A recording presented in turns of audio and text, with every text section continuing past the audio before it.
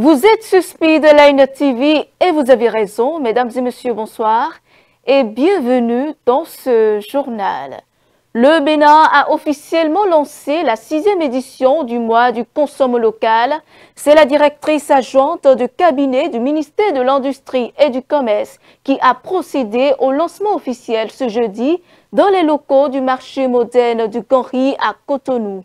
À suivre le compte rendu dans cette édition. Les huiles végétales sont largement utilisées en cuisine, notamment pour les sauces et les vinaigrettes. Bien qu'essentielles dans notre alimentation, une consommation excessive peut nuire à la santé. Une nutritionniste nous donne des conseils pour une consommation saine et maîtrisée. À la page Inter, en Côte d'Ivoire, le gouvernement a interdit ce jeudi toute manifestation contestant l'exclusion de candidats d'opposition de l'élection présidentielle du 25 octobre, une décision qui accentue les tensions politiques.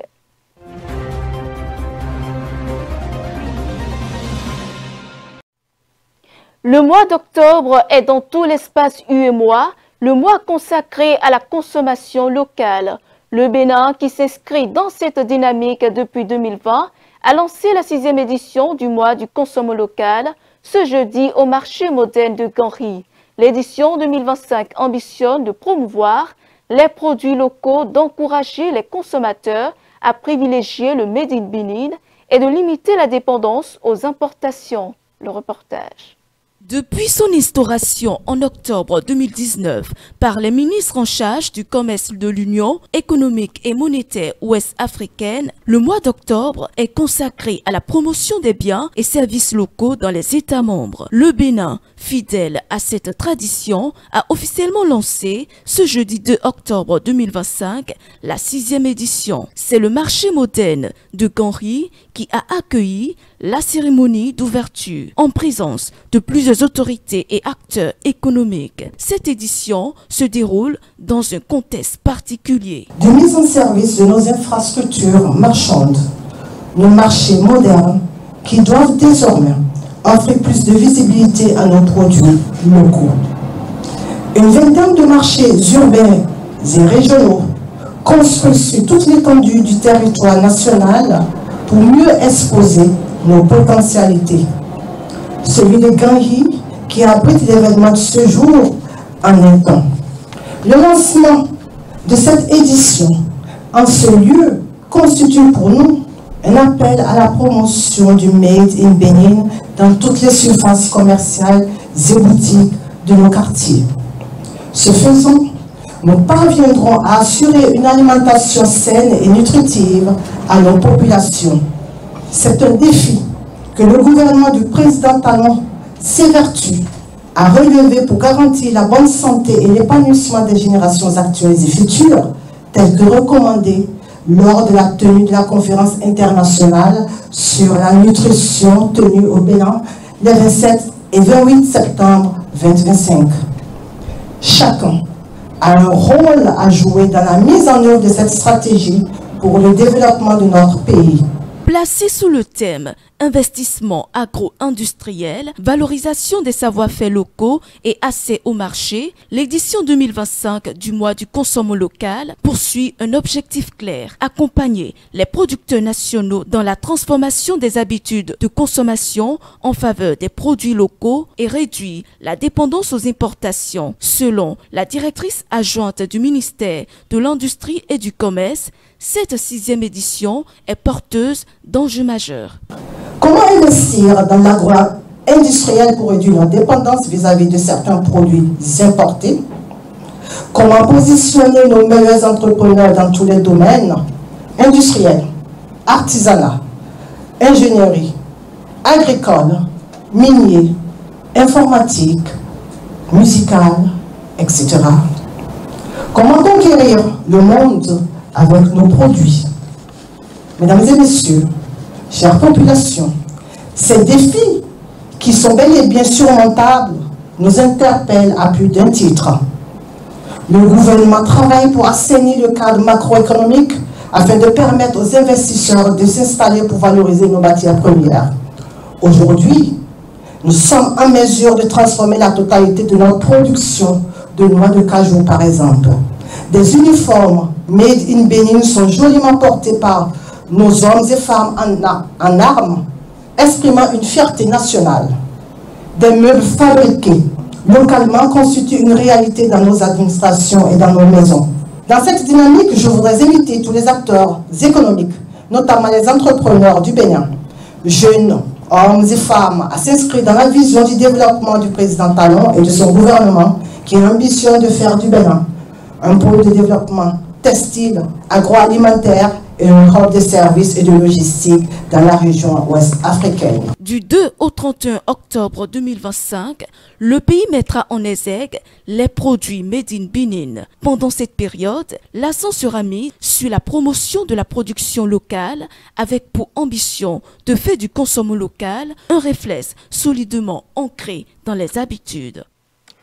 Autre volet de l'actualité, en 2026, le Bénin écrira une nouvelle page de son histoire avec la tenue des élections générales. En la période électorale, les journalistes ont la lourde responsabilité d'informer de manière juste, équilibrée et sans parti pris. Quel est le rôle du journaliste en période électorale? Éclairage avec Ulrich Vittel-Arrotonchi, président de l'ODEM. Le journaliste est un spécialiste de l'information. Et informer, donc, c'est donner la parole à toutes les parties prenantes, c'est équilibrer l'information, c'est dire la vérité de l'information. C'est donc le rôle principal du journaliste dans cette période que nous traversons, préélectorale, électorale et post-électorale, c'est d'informer en qualité et en vérité. Dans le champ politique des adversaires, il faut forcément avoir le son de cloche pour équilibrer votre information. C'est effectivement ce que l'article 2 de notre code de déontologie précise. La responsabilité sociale du journaliste l'amène à publier uniquement les informations dont l'origine, la véracité et les attitudes sont établies. La période préélectorale ou la période électorale, c'est la période donc de vache à lait où il y a beaucoup de ressources qui circulent au niveau des partis politiques, des acteurs politiques parce qu'ils veulent conquérir le pouvoir et donc ils sortent du grand moyen. Le gros risque, c'est qu'on soit entrepris sur des sujets de communication, donc pour positionner ou faire l'image d'un parti politique au détriment d'un autre. Évidemment, la loi nous permet d'avoir des plages publicitaires, des plages de communication, donc c'est des choses à prioriser. Mais le piège, c'est d'éviter donc de verser dans la communication au lieu de l'information, c'est de mélanger l'information à la communication. C'est le gros piège que nous avons en cette période. Et si par extraordinaire, le journaliste était coloré, il a dit que lui-même militant d'un parti politique de sous-cap qui ne s'affiche pas, alors que dans son tréfonds, son cœur bat pour X ou Y et qu'il le laisse transparaître dans ses écrits ou dans ses prises de position, c'est le gros piège que nous devons éviter. Et donc, nous devons pouvoir nous départir de tout ce qui est partisan et rester impartial dans le traitement de l'information. Je l'ai dit tout à l'heure, l'information, ce n'est pas la communication. Il faut éviter la compromission. Ne pas prendre de l'argent pour aller saboter, diffamer, parce que ça aussi, c'est une règle courante chez nous. Vous avez plusieurs acteurs qui peuvent donc donner des ressources aux médias pour saboter X ou Y. Nous devons éviter ces pièges, en fait. Ce sont des pièges. Parce que dès que vous commencez une fois, vous ne vous arrêtez pas. Donc, il faut éviter des procès inutiles à vos médias en allant donc verser dans des insultes ou des diffamations sans vérifier l'information parce que on a payé l'information, vous écrivez, vous prenez fait et cause sans investiguer. Je pense que c'est des gros pièges qu'il faut éviter en cette période. Le bien que je peux souhaiter dans cette période, restons collés aux vertus vraiment que je vais appeler cardinales de notre métier, à savoir la vérité, l'honnêteté, l'exactitude, et donc nous défaire ou nous départir complètement de tout ce qui peut être mercantile au profit de quelques intérêts inavoués.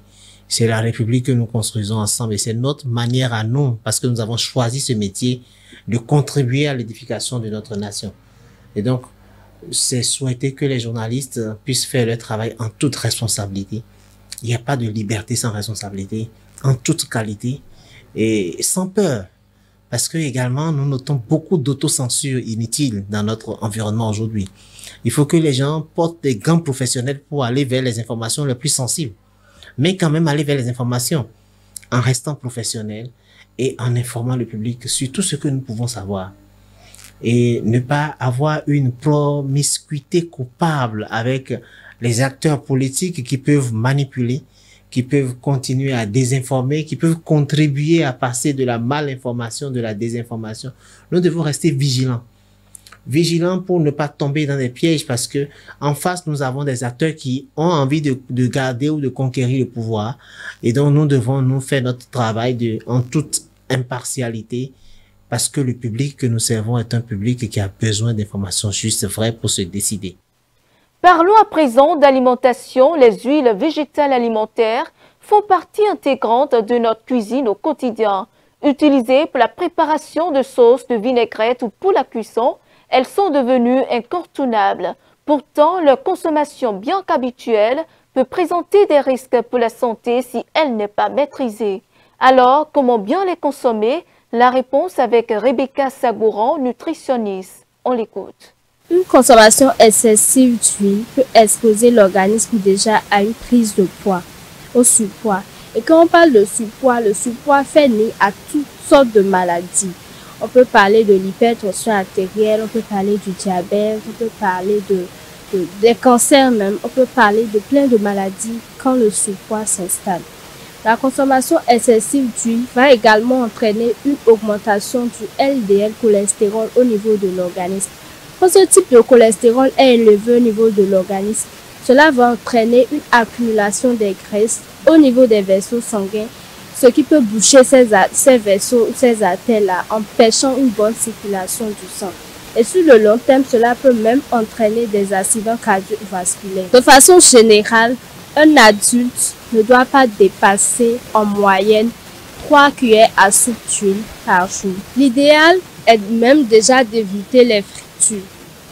Toute cuisson qui nous amène à chauffer notre huile avant préparation n'est pas idéal pour notre santé. Quand je veux manger du poisson, il est préférable pour moi de prendre du poisson frais que de prendre du poisson frit. Quelle que soit la bonne qualité de l'huile que j'achète, cette huile peut être la meilleure huile au monde. Quand on procède à un surchauffage de cette huile-là, la configuration de cette huile change. Et cette nouvelle configuration que les huiles acquièrent après surchauffage vont entraîner un effet plus accentué de l'élévation du LDL cholestérol au niveau de l'organisme. Et quand ce type de cholestérol est élevé, bienvenue les maladies cardiovasculaires. Sur le long terme même, on peut assister à un AVC.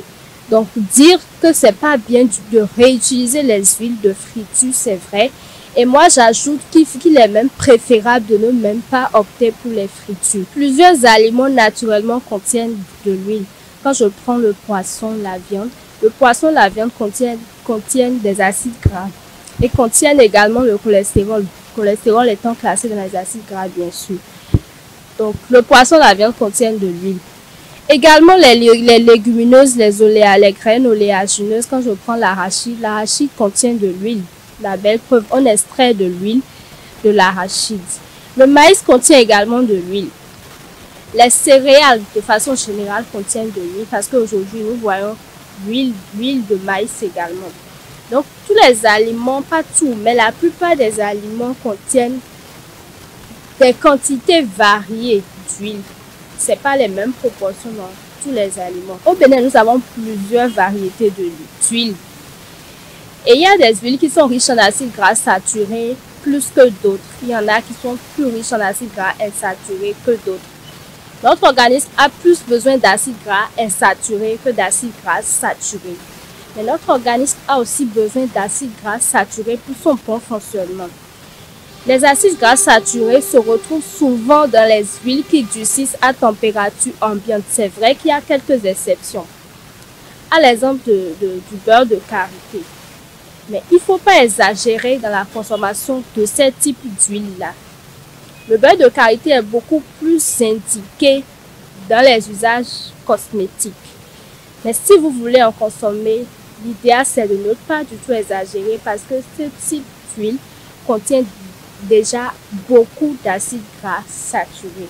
Et exagérer en acides gras saturés, c'est faire du mal à son organisme. Donc avant d'acheter vos huiles, il faut lire les étiquettes et voir le pourcentage d'acides gras saturés et le pourcentage d'acides gras insaturés qu'il y a dans cette huile-là avant de l'acheter.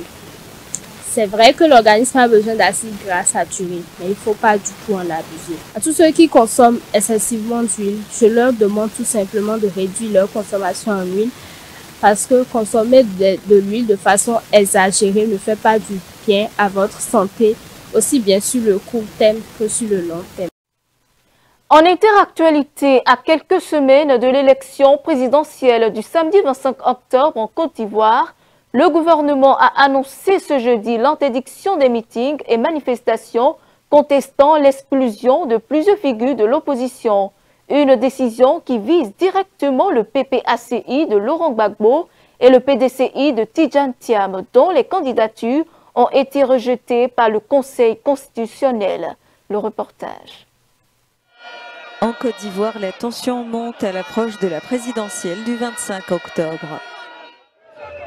Le Conseil national de sécurité a annoncé ce jeudi l'interdiction de toute manifestation contre l'exclusion de candidats de l'opposition. La décision fait suite à la publication de la liste définitive des candidats par le Conseil constitutionnel sans recours possible.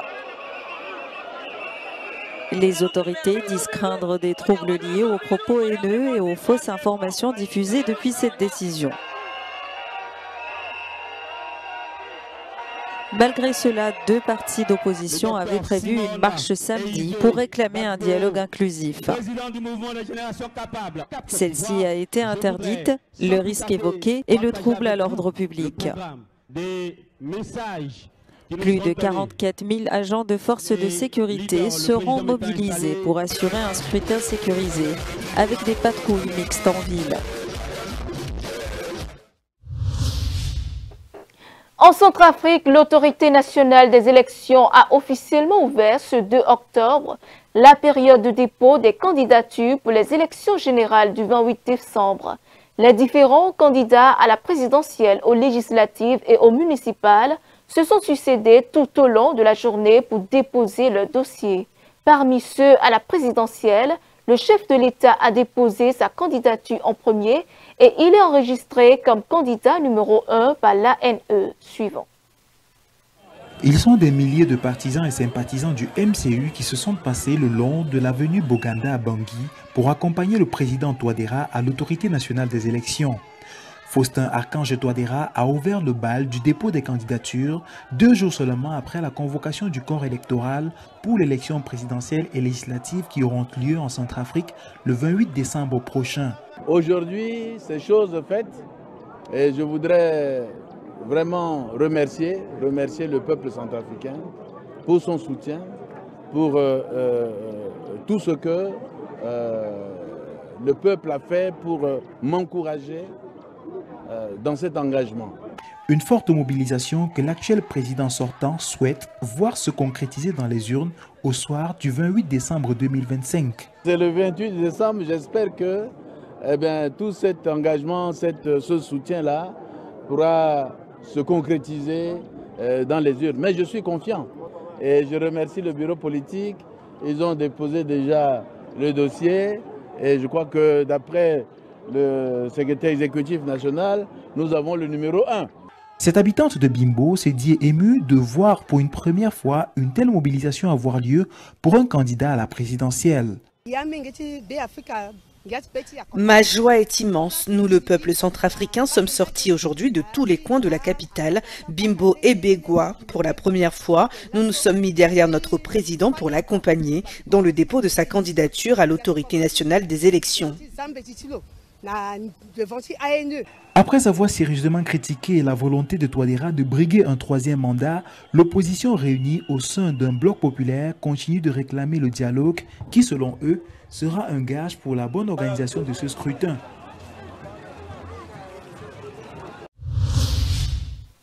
Au Maroc, ces derniers jours, des milliers de citoyens marocains ont organisé des manifestations dans différentes villes du pays pour réclamer des améliorations dans les domaines de la santé, de l'emploi et de l'éducation. Face à cette situation, le gouvernement marocain a fini par réagir, annonçant vouloir examiner la situation dans son ensemble et a prêté attention aux manifestants afin d'écouter leurs revendications. Le reportage.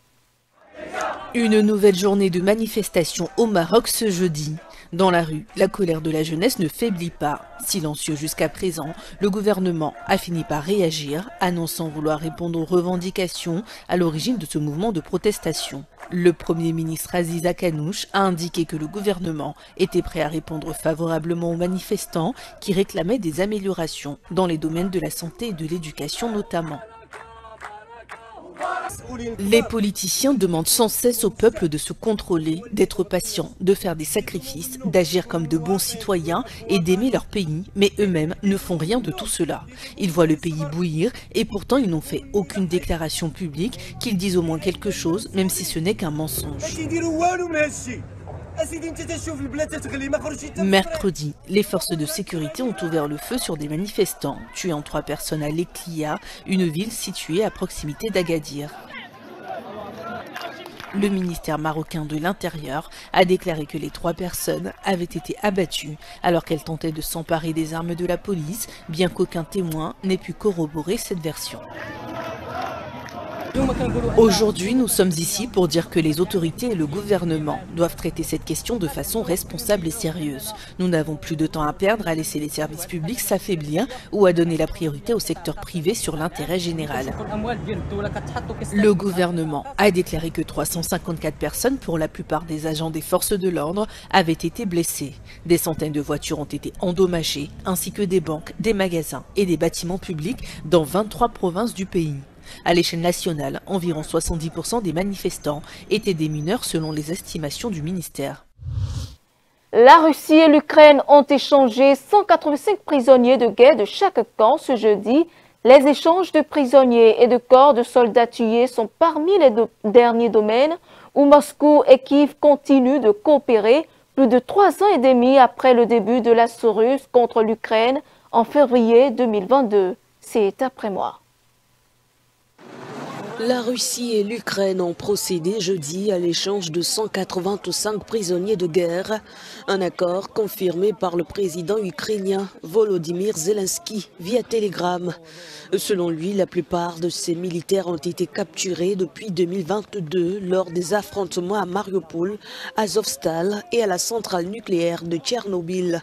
Ils bénéficieront d'un soutien adapté, assure-t-il. Depuis le début de l'invasion à grande échelle, plus de 7000 compatriotes ont déjà été ramenés. Nous devons continuer à travailler chaque jour pour ramener tout le monde, s'est félicité Zelensky. Du côté russe, le ministère de la Défense a publié des images de l'échange, précisant que cet accord s'inscrit dans le cadre des négociations entamées le 23 juillet dernier à Istanbul.